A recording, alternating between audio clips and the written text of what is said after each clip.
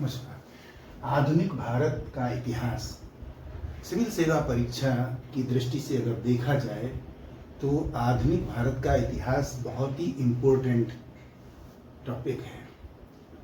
इसके अंतर्गत विभिन्न तरीके के प्रश्न पूछे जाते हैं, प्री परीक्षा में भी पूछे जाते हैं और मेंस में भी पूछे जाते हैं। इसलिए आज हम इस टॉपिक के अंतर्गत आपको जो पढ़ाने वाले हैं वो है ब्रिटिश कालीन प्रशासनिक व्यवस्था। तो ब्रिटिश काल में किस तरीके से प्रशासन चलता था, सरकार ने क्या नीतियां अपनाई थी और विभिन्न क्षेत्रों में किस तरीके से उसको इम्प्लीमेंट किया गया था, एग्जीक्यूट किया गया था, ये हम देखेंगे।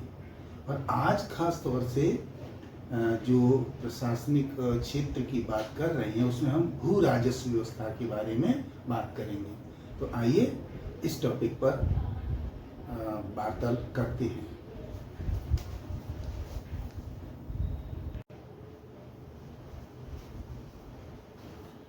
हेलो स्टूडेंट्स, आज एक नए टॉपिक के साथ मैं उपस्थित हूँ।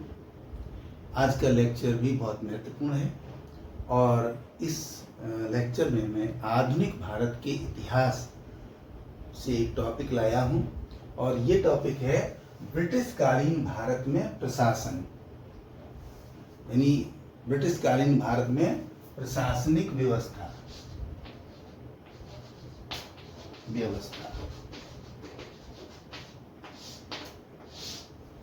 तो ब्रिटिश कालीन भारत में जो प्रशासनिक व्यवस्था की गई थी उसके बारे में आज विचार करेंगे। अब देखिए, उसमें हर तरीके की व्यवस्था की गई थी। वो भू राजस्व के संबंध में भी थी, न्याय के संबंध में भी थी और अन्य सेवाओं के बारे में थी, सुरक्षा के बारे में थी। तो उसमें बहुत विस्तृत अध्ययन है। उसमें से आज हम एक चीज चुन करके लाए हैं, एक क्षेत्र चुन करके लाए हैं आपको, और उस क्षेत्र के बारे में आपको बताएंगे जिसका कि सबसे ज्यादा प्रभाव पड़ा था जनता के ऊपर और भारत देश के ऊपर। पिछले टॉपिक में मैंने आपको बताया था कि किस तरीके से अंग्रेजों ने भारत में इकोनॉमिक एक्सप्लॉयटेशन की नीति अपनाई थी और वो नीति पहले तो व्यक्तियों तक सीमित थी, फिर उसके बाद इंडस्ट्रियल सेक्टर में हो गई और उसके बाद फिर पूरे कंट्री के ऊपर हो गई। कंट्री के ऊपर तमाम ऋण हो गया। तो पहले लोग कर्जदार बने, फिर औद्योगिक क्षेत्र कर्जदार बना और उसके बाद फिर देश कर्जदार बन गया। ठीक है, अब उसी में से एक हम दास्तान चुनकर के आपके लिए लाए हैं और ये दास्तान है कि भू राजस्व व्यवस्था कैसी थी, लैंड एंड रेवेन्यू सिस्टम किस तरीके का था। ठीक है, इसके बारे में बात करेंगे। तो इसमें सबसे पहले हम देखेंगे कि जो इनिशियल स्टेज थी, जो प्रारंभिक चरण था, उस समय क्या स्थिति थी वो देखेंगे।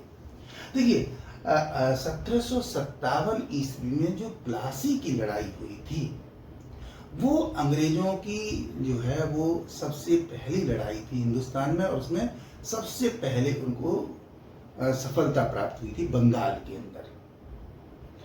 जब बंगाल के अंदर सफलता प्राप्त हो गई और इसकी पूरी कहानी के पीछे जो जिसका दिमाग चल रहा था वो था लॉर्ड क्लाइव। तो जब सबसे पहले प्लासी के युद्ध के बाद 24 परगना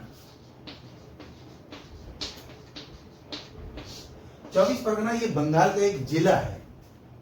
तो इस जिले की जमींदारी मिल गई अंग्रेजों को।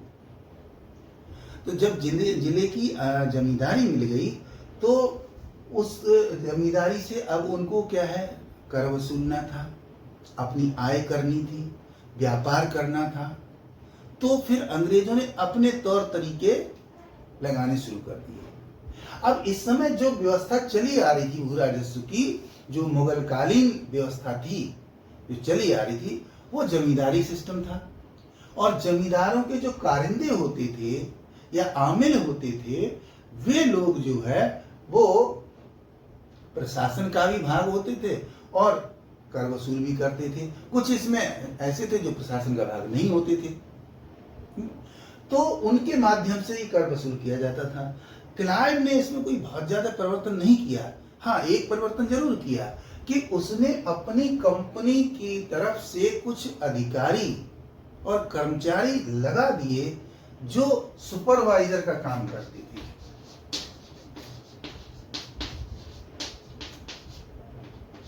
सुपरवाइजर यानी ऑब्जर्वेशन करते थे कि भाई जो है राजस्व सही तरीके से वसूल हो रहा है या नहीं हो रहा है, या क्या उसमें दिक्कतें आ रही हैं, क्या नहीं आ रही हैं, किस तरीके से उसको बढ़ाया जाए, क्या किया जाए, वो ये सब देखते थे।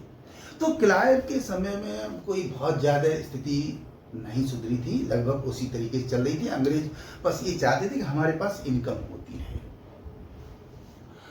इसके बाद 1764 में जब बक्सर का विद्रोह हुआ, तो बक्सर के विद्रोह के समय उड़ीसा,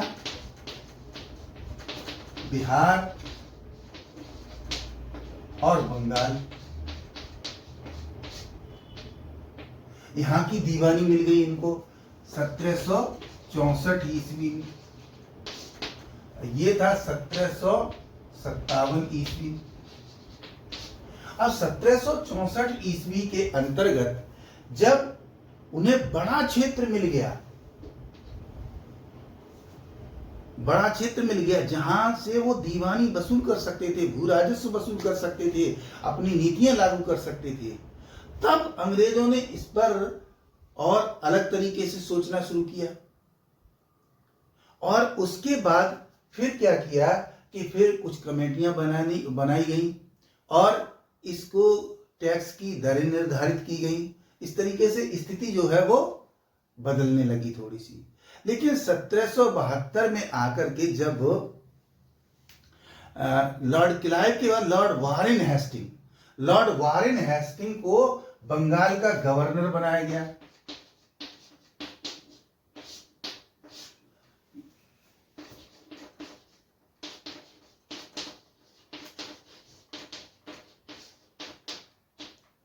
लॉर्ड वारेन हेस्टिंग को बंगाल का गवर्नर बनाया गया। जब बंगाल का गवर्नर बनाया गया, साथ में ही उसको भारत का पहला गवर्नर जनरल बनाया गया। तो जब वो गवर्नर जनरल बना तो उसने जो है ये सोचा कि अब तो मुझे पूरा प्रशासन चलाना है, पूरी व्यवस्था देखनी है, राजस्व भी वसूल करना है। तो वो जो पुरानी व्यवस्था चली आ रही थी उसको उसने बदला, और इसको बदलने के लिए इसने 1772 में एक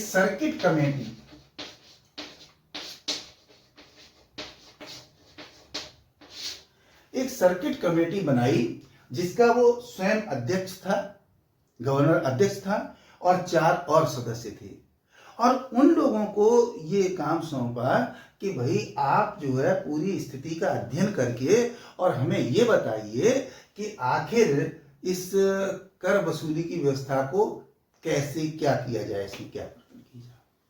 तो उस कमेटी ने कुछ सुझाव दिए, और सुझाव देने के बाद जो व्यवस्था लागू की इसने, वारेन हेस्टिंग ने, वो व्यवस्था थी ठेकेदारी प्रथा।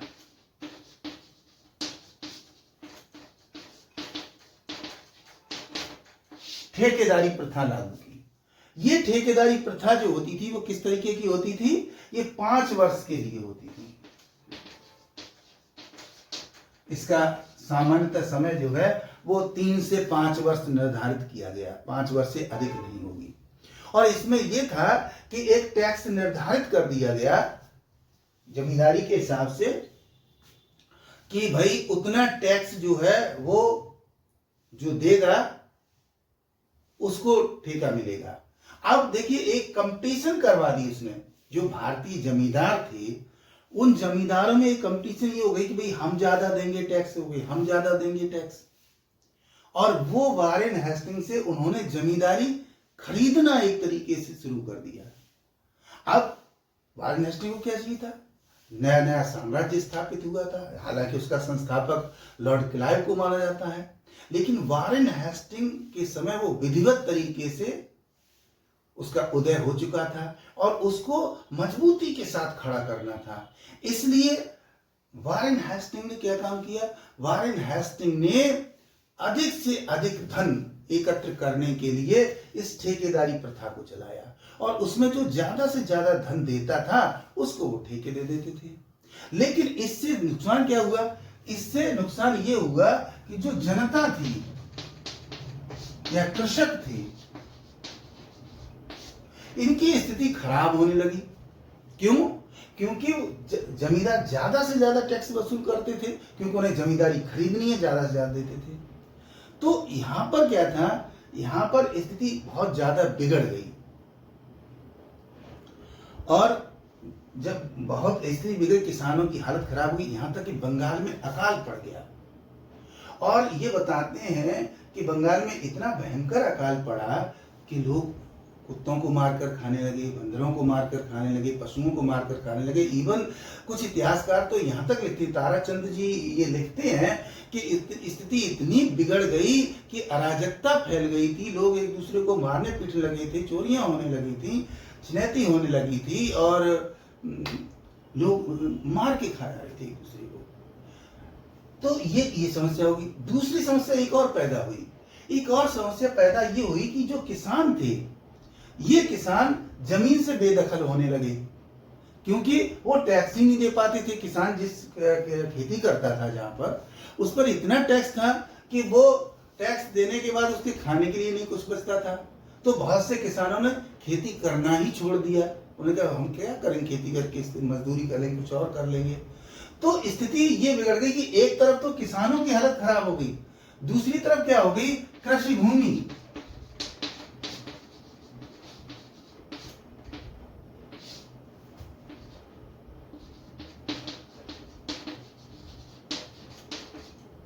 कृषि भूमि का संकुचन, जो कल्टीवेटेड एरिया था वो कम होने लगा, और किसानों की स्थिति खराब होने लगी, इकोनॉमी बहुत ज्यादा बिगड़ गई। तो मैंने बताया आपको कि बहुत से इतिहासकार, जो रजनी पामदत्त हैं, रमेश दत्त जी हैं, ताराचंद जी का नाम मैंने लिया, और इवन कुछ अंग्रेज इतिहासकार भी हैं जिन्होंने ईमानदारी से कुछ लिखने की कोशिश की है, B.A. स्मिथ इत्यादि हैं, तो उन्होंने भी इस स्थिति की बहुत ज्यादा प्रशंसा नहीं की है, बल्कि इसकी आलोचना की है। तो ये स्थिति तो थी, प्रारंभिक चरण था। लेकिन इसके बाद जब वारेन हेस्टिंग के बाद लॉर्ड कॉर्नवालिस भारत का गवर्नर बन के आता है। इसी तरह एक चीज और बता देते हैं कि 1773 में रेगुलेटिंग एक्ट,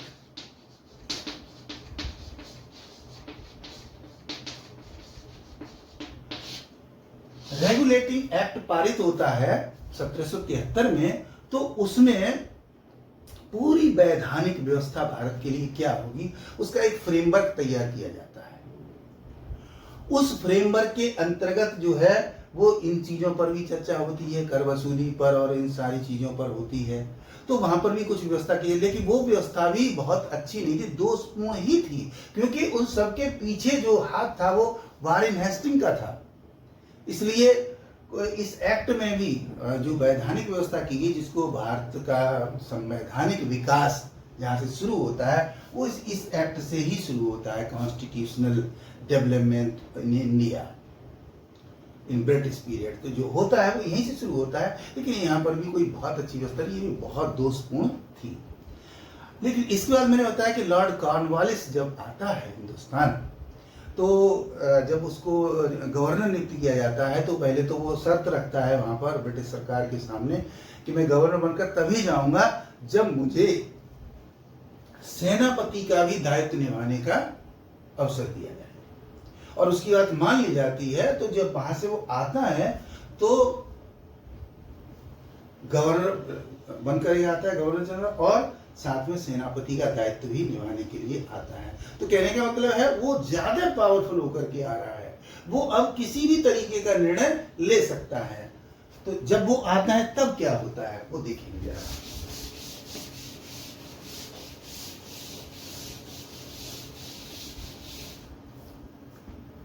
लॉर्ड कॉर्नवालिस जब आया हिंदुस्तान, तो उसने देखा कि भू राजस्व के क्षेत्र में स्थिति बहुत अच्छी नहीं है, बहुत खराब है।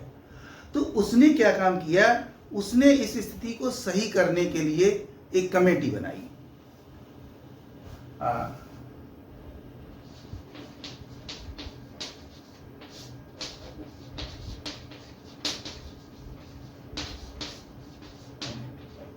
सर जॉन शोर जो थे वो इनको अध्यक्ष बनाया गया था और ये कमेटी बनाई गई। इस कमेटी को 3 काम सौंपे गए।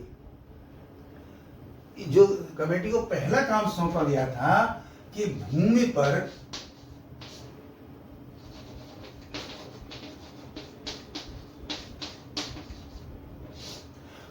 भूमि का स्वामित्व किसके पास होगा, क्योंकि अब तक जो जमीन थी वो जमीन लैंडलॉर्ड के पास होती थी। किसान के पास हल था, बैल थे, सब साधन थे, लेकिन जमीन का हक उसके पास नहीं था। लिहाजा ये स्थिति जो है बड़ी खराब थी। तो लॉर्ड कॉर्नवालिस ने जो कमेटी बनाई उसके सामने पहला प्रश्न ये रखा कि जो भूमि का स्वामित्व है वो किसके पास होगा, किसान के पास होगा या जमींदार के पास होगा या सरकार के पास होगा, किसके पास होगा ये बताया जाए।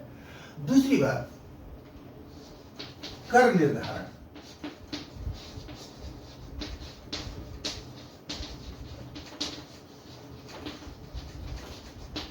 कर निर्धारण का आधार क्या होगा, कर कैसे निर्धारित किया जाए कि लगान कितना होगा, कैसे दिया जाएगा, क्या किया जाएगा।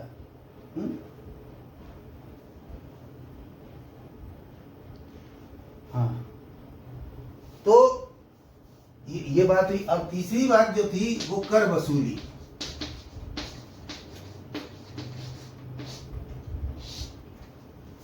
टैक्स कितना होगा और टैक्स कैसे वसूला जाएगा, ये सारी की सारी बातें जो है वो उसमें रखी कमेटी के सामने। कमेटी ने स्टडी की और स्टडी करने के बाद जो अपने सुझाव दिए उसके आधार पर जो व्यवस्था की लॉर्ड कॉर्नवालिस ने, उस व्यवस्था को नाम दिया गया था स्थायी बंदोबस्त।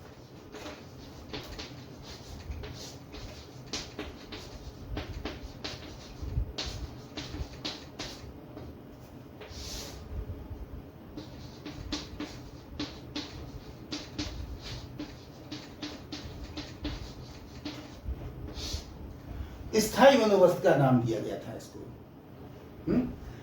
लॉर्ड कॉर्नवालिस ने जो व्यवस्था शुरू की थी। अब ये व्यवस्था जो थी वो 1793 में 1793 ईस्वी में इसको लागू किया गया था।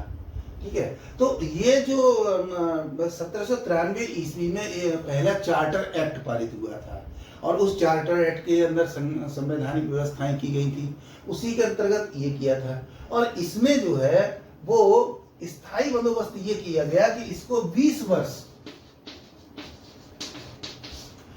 वर्ष की अवधि निर्धारित कर दी गई कि 20 वर्ष के लिए एक टैक्स निर्धारित कर दिया गया है कि कितना टैक्स लगेगा।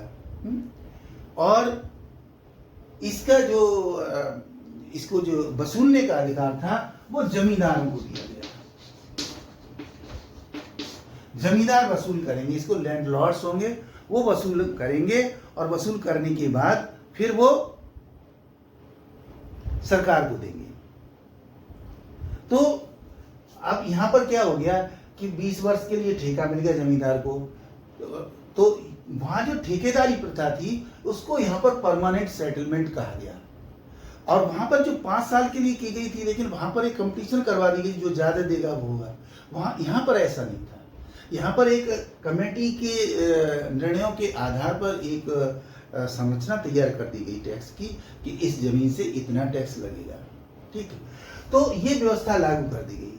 अब जमींदारों ने क्या काम किया, जमींदारों ने जब इसको वसूल करना शुरू किया तो इसमें जो रेशियो रखा गया था वो 89% एंड 11%, यानी 89% सरकार के पास जमा कराएंगे वो और 11% जमींदार खुद लेंगे। ये व्यवस्था की गई थी।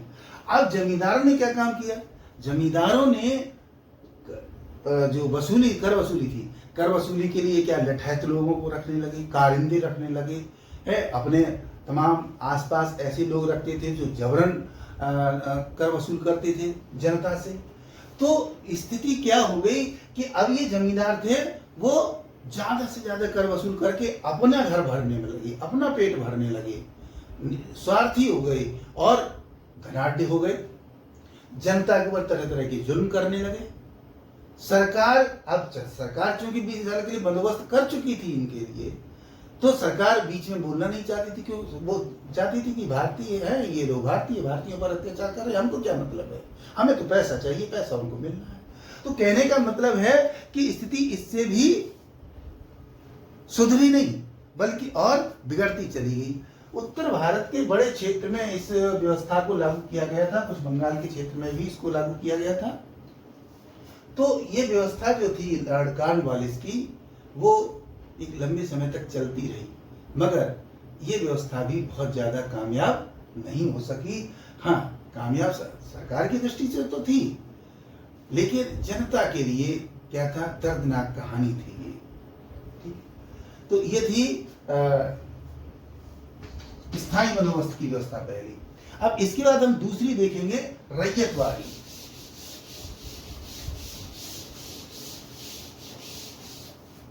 रैयतवाड़ी व्यवस्था।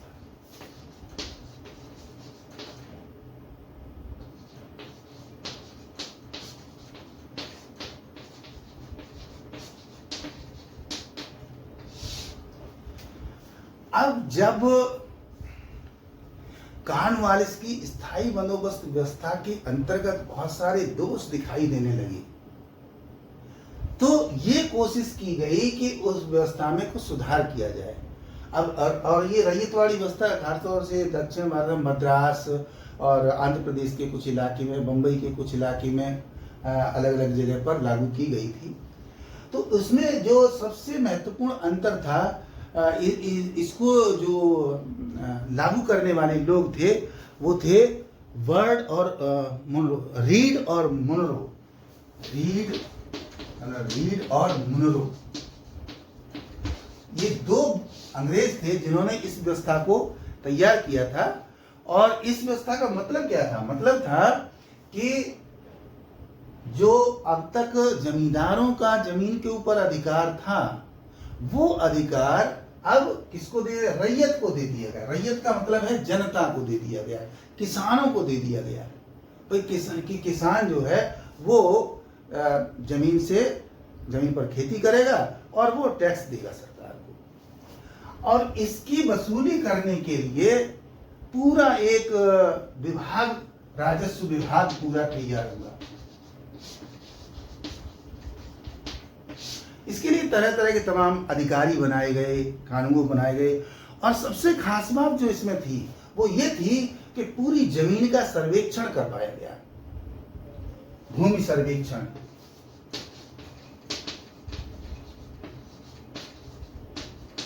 भूमि सर्वेक्षण करवाया गया और उसमें भूमि का स्तर,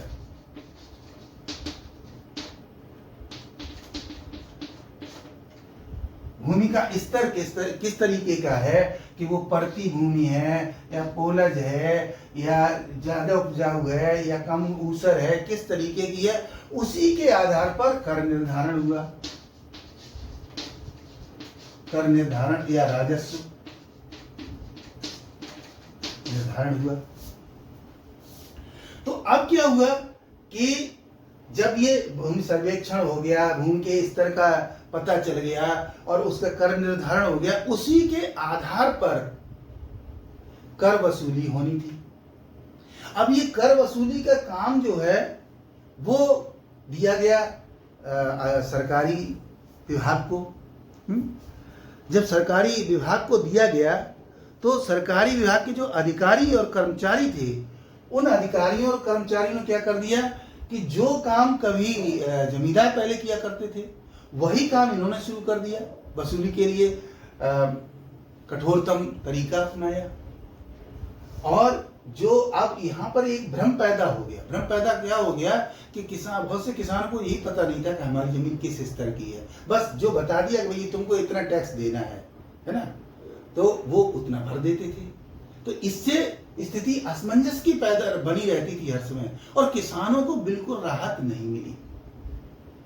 किसानों की स्थिति इतनी बिगड़ती चली गई कि बहुत ज्यादा बिगड़ गई और वो भूखों मरने लगे। तो अब यहां देख रहे हैं, व्यवस्था कोई भी तैयार हो, लेकिन वहां पर भी वेंकट सुवैया, राइटर है वेंकट सुवैया, इन्होंने इस पूरी की पूरी व्यवस्था की बहुत आलोचना की है। उन्होंने कहा कि इस व्यवस्था से भी किसानों को कोई राहत नहीं मिली, निरंतर उनके ऊपर अत्याचार होते रहे। हाँ, बस अंतर ये था कि जो अत्याचार पहले भारतीय जमींदार करते थे या लठैत करते थे, वो अब सरकारी अधिकारी और कर्मचारी करने लगे। तो इस व्यवस्था से भी कोई बहुत ज्यादा राहत नहीं मिली। दूसरी बात ये थी कि यहाँ पर सरकार ने क्या काम किया, सरकार ने टैक्स जो है बहुत बढ़ा दिया। कई जगहों पर 1/3 से ज्यादा तक, कहीं पर 2/3 तक होता था। तो ये स्थिति जो है बड़ी खतरनाक हो गई पैदा, तो किसानों की स्थिति बिगड़ती चलेगी। अब जो तीसरी व्यवस्था थी, तीसरी व्यवस्था के बारे में बात करेंगे।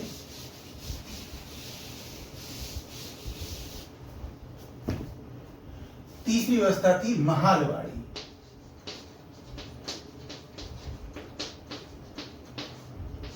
महालवाड़ी व्यवस्था, महालवाड़ी व्यवस्था इसके बाद ये करीब 1810 के आसपास आकर के कई क्षेत्रों में ये भी लागू की गई, खासतौर से मद्रास में, बंबई के कुछ इलाकों में, कुर्ग, बरार,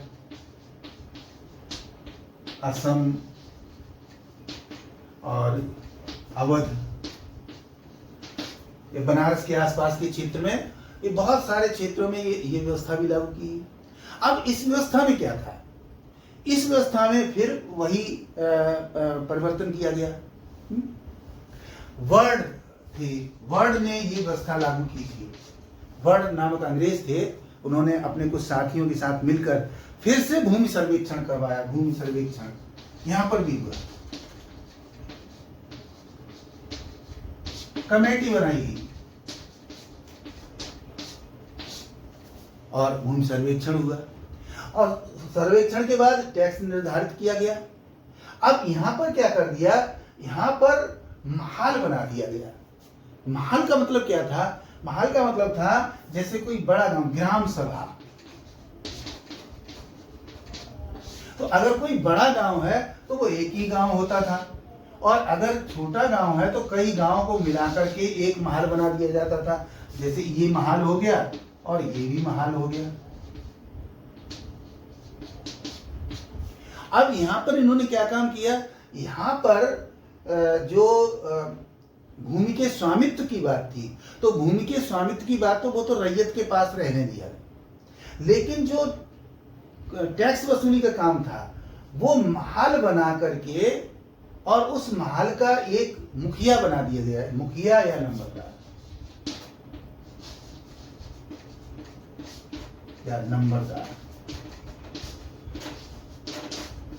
मुखिया या नंबरदार बना दिया गया। यानी कि इस आदमी को, इस व्यक्ति को ये जिम्मेदारी सौंप दी गई कि आप इस ग्राम सभा के मुखिया हैं, और आपकी जिम्मेदारी बनती है कि गांव में रहने वाले सभी किसानों से आप टैक्स वसूल करके सरकार के पास जमा कराएंगे। ये व्यवस्था महालवाड़ी व्यवस्था कहलाई है। तो अब इसमें क्या हुआ कि देखिए, पहले जमींदार, फिर सरकारी अधिकारी, कर्मचारी, और अब कौन पावरफुल हो गया, मुखिया या नंबरदार। ये मुखिया और नंबरदार टैक्स वसूली के साथ साथ दूसरे अन्य कामों की भी गारंटी गांव की लेते थे, गांव की सुरक्षा की भी गारंटी लेते थे, आपसी विवाद हो जाता था उसको भी निपटवाते थे। तो ये भू राजस्व वसूल करने लगे। अब जब ये लोग वसूल करने लगे तो ये इकट्ठा करके सरकार को देने लगे। इस सिस्टम में कुछ थोड़ी सी राहत मिली। कम राहत मिली सिर्फ इस बात की कि जहां मुखिया नंबरदार थोड़े ठीक ठाक व्यक्ति थे, थोड़े ईमानदार थे, सज्जन थे थोड़े, वहां तो किसानों को कुछ राहत मिल गई। लेकिन ये मुखिया नंबरदार अगर उसी जमींदारी वर्ग के लोग थे जो किसी समय लठैती कर रहे थे, है? तो अगर वो, तो वहां किसानों की स्थिति वहां पर भी वैसे ही बनी रही। तो कुल मिलाकर के स्थिति इतनी खराब हो गई, मैं आपको बता रहा हूँ कि जो किसान थे उनकी दर्दनाक स्थिति हो गई। मुंशी प्रेमचंद का नाम आपने सुना होगा। मुंशी प्रेमचंद हिंदी साहित्य के बहुत अच्छे साहित्यकार रहे, जिन्होंने भारतीय समाज की समस्याओं को और भारतीय समाज को में होने वाली घटनाओं का बहुत अच्छी तरीके से चित्रण किया है। उन्होंने एक अपना उपन्यास लिखा है, बहुत ही प्रसिद्ध उपन्यास है गोदान। गोदान, ये इस गोदान उपन्यास में एक किसान की कहानी है। होरी नामक किसान होता है, धनिया उसकी बीवी होती है, उसका बेटा है, उसका नाम गोवर्धन है, जिसको गोवर गोवर लोग कहते हैं। गाय पालता है, वो बैल पालता है, और वो देखते हैं पूरी जिंदगी जूझता रहता है, लेकिन इसके बाद भी वो अपनी गाय को बचा नहीं पाता है, और अंत में वो गाय भी उसके हाथ से चली जाती है। ये कहानी अवध के एक किसान की कहानी है। ये एक किसान की कहानी नहीं है, एक किसान के माध्यम से प्रेमचंद ने पूरे समाज का चित्रण करने की कोशिश की है।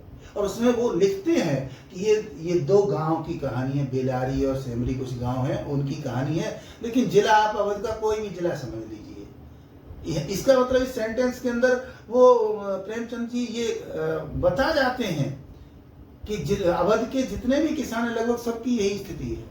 तो किसानों की स्थिति बड़ी खराब हो गई थी। व्यवस्था चाहे बंगाल में हो, चाहे अवध में हो, चाहे मुंबई में हो, चाहे मद्रास में हो, चाहे व्यवस्था वो रैयतवाड़ी रही हो, चाहे व्यवस्था महलवाड़ी रही हो, चाहे वो स्थायी बंदोबस्त रहा हो, लगभग एक जैसी स्थिति भुगतनी पड़ी किसानों को। तो किसानों की बड़ी दर्दनाक स्थिति इसमें हो गई थी।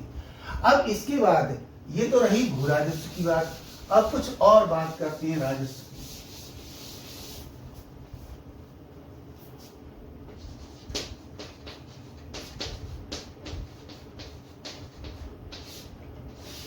अन्य राजस्व,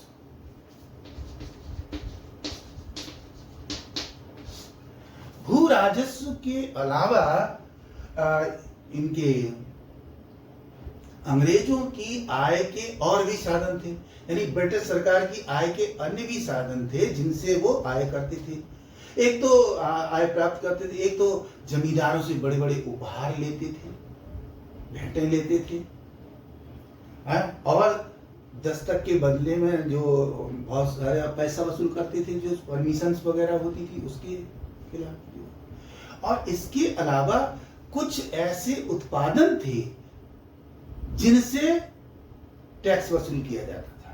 अब इसमें सबसे पहले हम बात करेंगे नमक की। नमक कर, नमक कर जो है, जो हमारे समुद्र तटीय इलाके थे, चाहे उड़ीसा का, आंध्र प्रदेश का जो इलाका था, यहाँ बहुत नमक उत्पादन होता था। उड़ीसा में जो नमक का उत्पादन करते थे उनको मोलुंगी कहते थे। तो ये बेचारे जैसे दूसरी जगह पर लोग खेती करते थे, वैसे ही इनकी नमक की खेती होती थी। सरकार ने इस नमक पर टैक्स लगा रखा था। सरकार ने पहली नमक कमेटी बनाई, मालवा में।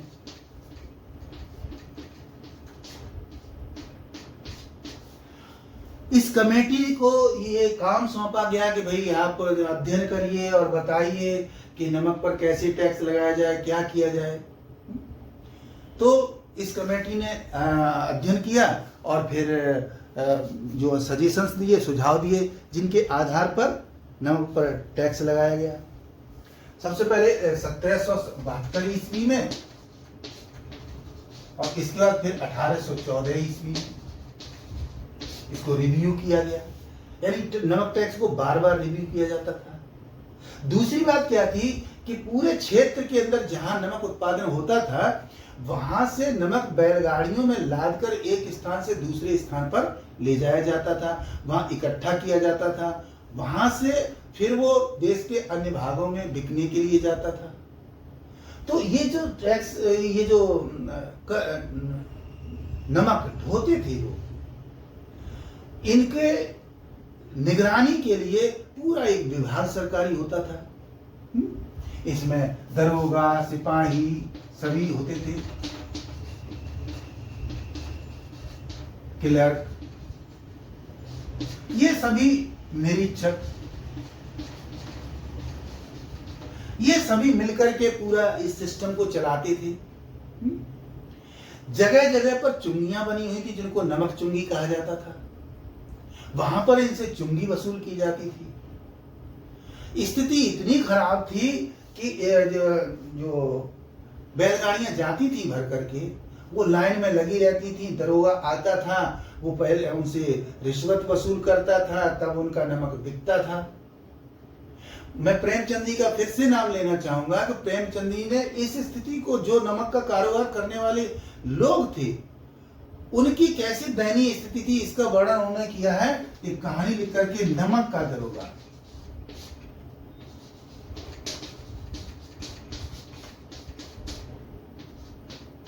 नमक का दरोगा, इस नमक का दरोगा कहानी के अंतर्गत इसी स्थिति का वर्णन किया गया है कि किस तरीके से नमक बैलगाड़ियां भर करके ले जा रहे हैं, लाइन लगी हुई है लेकिन उनका नमक उतारा नहीं जा रहा है, दरोगा आ रहा है, वो एक एक से वसूली कर रहा है, किसी के पास पैसे हैं देने के लिए, किसी के पास नहीं है। तो किस तरीके से एक जो वो ढोने वाला है नमक, वो किस तरीके से अपनी दर्द भरी दास्तान सुनाता है, वो उसके माध्यम से प्रेमचंद ने चित्रण किया है उस समस्या का, जिसे बताता है लड़कियां घास फूस की तरह बढ़ती चली जा रही हैं, घर में खाने को नहीं है, दरोगा रिश्वत मांग रहा है, कहां से लाएं, कैसे परिवार चलाएं, ये सारी की सारी बातें उसमें कही जाती है। तो ये एक बहुत बड़ा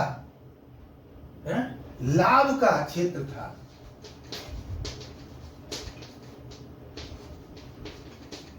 ये लाभ का क्षेत्र था नमक का कारोबार, जिससे बहुत सारा पैसा वसूल करती थी सरकार। ठीक, अब इस नमक के बाद जो दूसरी चीज थी वो थी अफीम।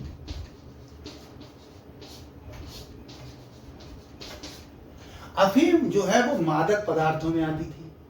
ठीक, तो इसलिए क्या है, नमक ये अफीम की खेती करने वालों को लाइसेंस देती थी सरकार। तो इनसे सबसे पहले तो लाइसेंस शुल्क लिया जाता था।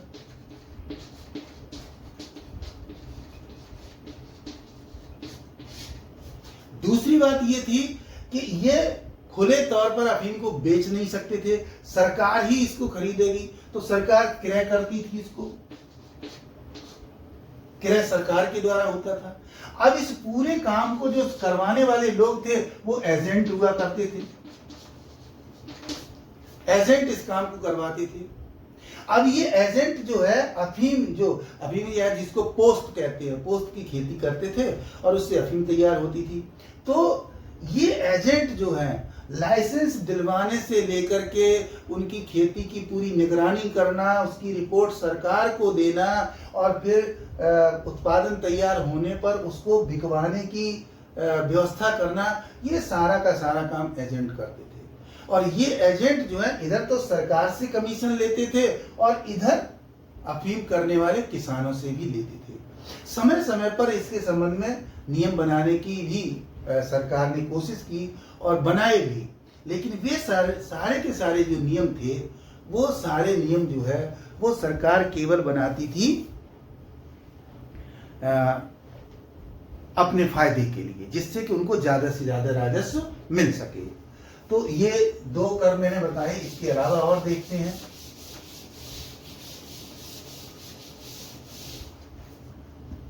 अगला जो था वो था कस्टम।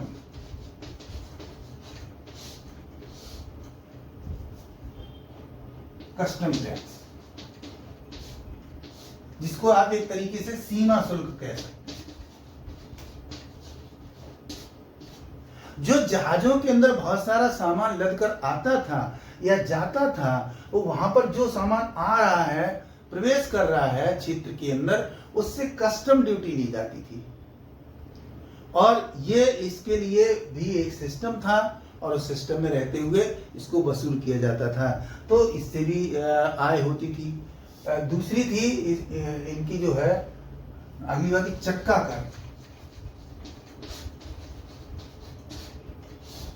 चक्का कर का मतलब था जो सामान बैलगाड़ियों से ढोया जाता था इधर से उधर, तो जो बैलगाड़ियां चलाते थे लोग, उनसे टैक्स लिया जाता था कि भाई आप जो है वो सामान को ढोने का, इधर से उधर ले जाने का काम कर रहे हैं, आप एक तरीके का ये बिजनेस है, एक तरीके का आपका प्रोफेशन है, आपको इसका टैक्स देना पड़ेगा।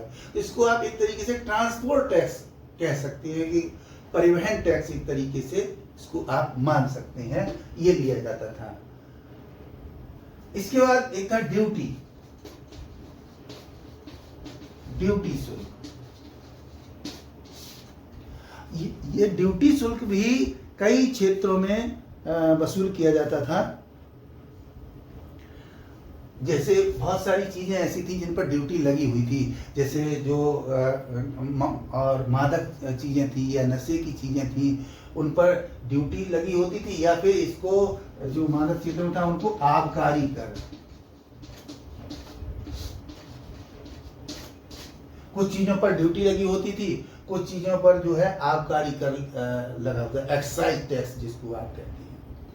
इन सब के अलावा एक और कर था फौजदारी कर।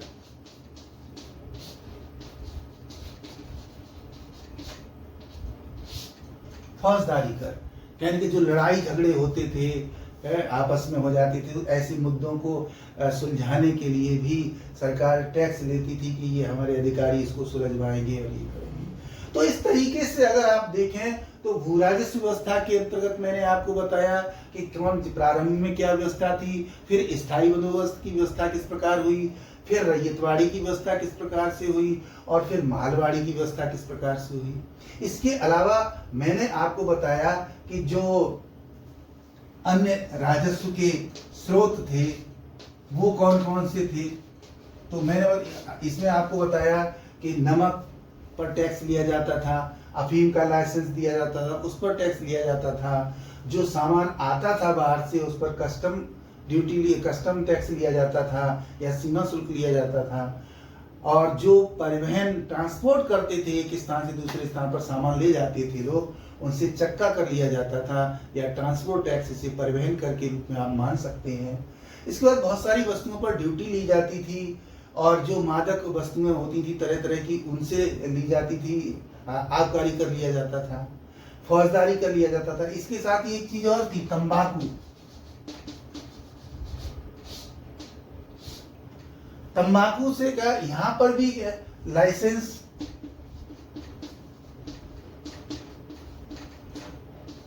और बिक्री, तंबाकू के लिए भी लाइसेंस देती थी सरकार। ये हमारे स्वतंत्र भारत में भी बहुत दिनों तक लागू रहा, अब नहीं है, तो इस पर भी लाइसेंस दिया जाता था। इसकी बिक्री के लिए भी एजेंट रहते थे, वो ही कार्य करवाते थे, बिकवाते थे। तो जैसे अफीम के लिए था लगभग उसी तरीके से इसके लिए था। इसी तरीके से नील की खेती थी, नील पर टैक्स, नील का उत्पादन जो लोग करते थे, चाय का करते थे, चाय पर भी लगता था, बागान जो होते थे उन पर। तो इस तरीके से ये कई सारी ऐसे चीजें थी जिनसे राजस्व इकट्ठा होता था, और ब्रिटिश सरकार को एक अच्छी खासी आय होती थी, जिससे कि वो इसको निरंतर अपने साम्राज्यवाद को मजबूत करते चले गए, और इस साम्राज्य की जड़ें हिंदुस्तान में मजबूत होती गई, क्योंकि वो केवल पॉलिटिकल अप्रोच ही नहीं बढ़ा रहे थे, बल्कि वो इकोनॉमिक दृष्टि से इतना स्ट्रांग सिस्टम लागू कर रहे थे कि उनको ज्यादा से ज्यादा जहां संसाधनों का दोहन कर रहे थे, उसी तरीके से वो धन का दोहन भी कर रहे थे। और बहुत सारा धन एकत्र करके वो कहाँ जाता था, इंग्लैंड जाता था, जिसको वेल्थ ड्रेन कहा जाता था, धन निर्गमन। धन निर्गमन, भारत का धन निर्गमन, वेल्थ ड्रेन हो रहा था लगातार, बहुत सारा पैसा इकट्ठा करके, और वो यहाँ से जाके इंग्लैंड जाता था, और इंग्लैंड समृद्ध हो रहा था, क्योंकि इंग्लैंड के अंदर इस समय क्या चल रहा था, इंडस्ट्रियल रिवॉल्यूशन चल रही थी, तेजी के साथ वो वहाँ पूंजी लगाई जाती थी, मैन्युफैक्चरिंग होती थी, और फिर भारत में लाकर मार्केट के रूप में भारत को यूज किया जाता था, चीजें बेची जाती थी। तो इस तरीके से इंग्लैंड तो लगातार समृद्ध होता चला गया, और भारत लगातार आर्थिक दृष्टि से बिल्कुल निचले स्तर पर चलता चला गया। तो इस तरीके से भारत की स्थिति बिगड़ती चली गई। तो ब्रिटिश कालीन भारतीय प्रशासनिक व्यवस्था के अंतर्गत आज मैंने आपके साथ चर्चा की है भू राजस्व व्यवस्था की। उम्मीद करता हूं कि आपको पसंद आई होगी। पसंद आई है तो लाइक और शेयर करना मत भूलिएगा। और हाँ, अभी तक अगर आपने हमारा चैनल सब्सक्राइब नहीं किया है सब्सक्राइब जरूर कर लीजिए। ऐसे ही और इम्पोर्टेंट टॉपिक्स आपके पास आते रहेंगे। हमारे वीडियो को लगातार देखते रहिए, स्टडी करते रहिए। Thank you very much. Good luck, good bye.